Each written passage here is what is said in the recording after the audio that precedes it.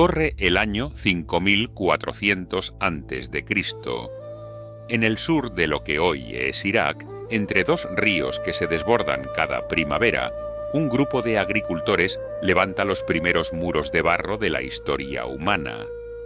No lo saben, pero están fundando algo que jamás había existido: la civilización. Inventaron la rueda, inventaron la escritura, inventaron las leyes, los impuestos, la cerveza, el reloj de 60 minutos que todavía llevamos en la muñeca. Y luego, casi como si el tiempo quisiera castigar su arrogancia, desaparecieron bajo el polvo durante más de 3000 años, hasta que sus propias tablillas de barro los delataron. Esta es la historia de Sumer, la primera civilización, los pioneros del mundo. Si te apasiona desenterrar los orígenes reales de la civilización, suscríbete a Cosmos Maximus. Ahora, volvamos a Mesopotamia. Hace unos 6000 años, en el sur de lo que hoy es Irak, la tierra entre el Tigris y el Éufrates no era el desierto árido que conocemos ahora. Era un pantano fértil, impredecible, capaz de dar 3 cosechas al año o de ahogarlo todo en una sola inundación. Ese contraste brutal, abundancia y catástrofe en el mismo terreno, obligó a algo que ninguna otra región del planeta había necesitado todavía: cooperación a gran escala. Un solo agricultor no podía controlar el agua, pero una ciudad entera, organizada con canales, diques y una autoridad que coordinara el esfuerzo, sí podía. Así nació Eridu, la ciudad que los propios sumerios consideraban la primera del mundo, seguida de Uruk, Ur, Lagash, Nippur y una docena más. No eran aldeas, eran ciudades-estado con murallas, templos, mercados y una población que en su apogeo pudo haber superado las 50.000 personas en Uruk, algo inimaginable en cualquier otro punto del planeta en ese momento. Los sumerios no heredaron la civilización, la inventaron línea por línea con las manos llenas de barro. El invento más revolucionario de Sumer no fue un arma ni un templo, fue un sistema de marcas triangulares presionadas sobre arcilla húmeda, la escritura cuneiforme. Los primeros textos sumerios no son himnos ni leyes, son inventarios, sacos de cebada, cabezas de ganado, raciones de cerveza para los trabajadores del templo. La humanidad aprendió a escribir para llevar la cuenta. Pero una vez que el barro pudo guardar un número, pronto pudo guardar una idea. En apenas unos siglos, el cuneiforme pasó de registrar sacos de grano a registrar contratos, tratados, oraciones y finalmente la primera gran obra literaria de la historia humana: el poema de Gilgamesh, el rey de Uruk, que buscó la inmortalidad y aprendió a un costo devastador que ningún mortal puede comprarla. Dentro de ese poema hay un relato que hoy resulta escalofriante: un dios que decide destruir a la humanidad con un diluvio, y un solo hombre advertido a tiempo para construir un barco y salvar a su familia y a los animales. Miles de años antes del Génesis, Sumer ya escribía sobre el fin del mundo por agua. Cuando se habla de las primeras leyes escritas, casi todos piensan en Hammurabi y su célebre ojo por ojo, pero Hammurabi llegó tarde a la fiesta. 3 siglos antes que él, el rey Ur-Nammu de Ur ya había ordenado grabar en piedra un código legal completo, el más antiguo que se conserva en la historia humana. Y a diferencia de la venganza física que después haría famosa Babilonia, el código de Ur-Nammu se inclinaba sorprendentemente hacia las compensaciones económicas. Si alguien le cortaba el pie a otro, no perdía el suyo, pagaba una multa en plata.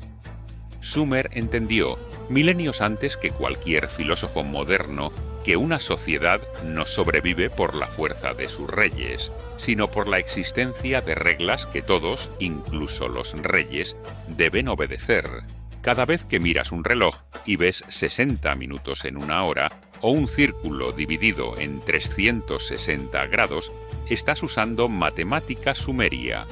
Los sumerios desarrollaron un sistema numérico sexagesimal, en base 60, que resultó extrañamente perfecto para dividir el tiempo, los ángulos y las fracciones sin dejar residuos incómodos. Con él calcularon las fases de la luna, predijeron eclipses y organizaron un calendario que marcaba las fechas de siembra y cosecha con precisión religiosa, porque en Sumer un error en el calendario no era una molestia, podía significar hambruna. Sobre esa misma tierra plana, sin montañas ni piedra abundante, los sumerios levantaron sus templos más sagrados con la única materia prima que tenían en exceso: ladrillo de barro cocido, apilado capa sobre capa hasta formar el zigurat, una montaña artificial que buscaba tocar a los dioses desde una tierra que no tenía ninguna. El gran zigurat de Ur, dedicado al dios de la luna, Nanna, entre otros, sigue en pie hoy, casi 4000 años después de su construcción. Sobrevivió a imperios, guerras y milenios de arena. Ninguna civilización que se adelanta tanto a su época logra sostenerse para siempre. Las mismas ciudades-estado que habían hecho grande a Sumer, independientes, orgullosas, cada una con su propio rey y su propio dios patrono, también la hicieron vulnerable. Uruk contra Ur, Lagash contra Umma, guerras internas que desangraron a la región durante generaciones. Alrededor del 2334 antes de nuestra era, un forastero llamado Sargón de Akkad aprovechó esa fractura y unificó Sumer bajo el primer imperio multiétnico conocido en la historia. La lengua sumeria, con el tiempo, dejó de hablarse en la calle, aunque sobrevivió durante siglos como el idioma sagrado de los templos, tal como hoy sobrevive el latín en la liturgia. Y sin embargo, incluso desaparecida, Sumer nunca murió del todo. Los babilonios copiaron su literatura, los asirios veneraron a sus dioses, y esa historia del diluvio, escrita originalmente en barro sumerio, viajó de cultura en cultura hasta llegar a las páginas de la Biblia hebrea, mucho después de que la última ciudad sumeria hubiera caído en el olvido. Durante casi 3000 años, el mundo olvidó por completo que Sumer había existido. Ni los griegos ni los romanos supieron su nombre. Fue solo en el siglo XIX cuando arqueólogos europeos comenzaron a excavar los montículos de Irak, que salieron a la luz miles de tablillas cubiertas de una escritura que nadie podía leer.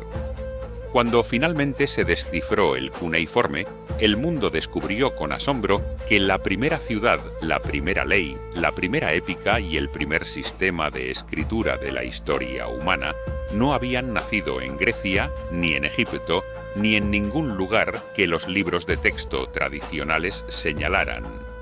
Habían nacido en un pantano entre dos ríos, moldeados por manos que nunca imaginaron cuánto tiempo tardaríamos en recordarlas. Cada vez que firmas un contrato, que consultas un reloj, que lees una historia sobre un diluvio o un héroe que busca la inmortalidad, estás tocando, sin saberlo, el legado de Sumer. Sumer no necesitó que nadie la recordara para cambiar el curso de la historia humana, pero merece ser recordada.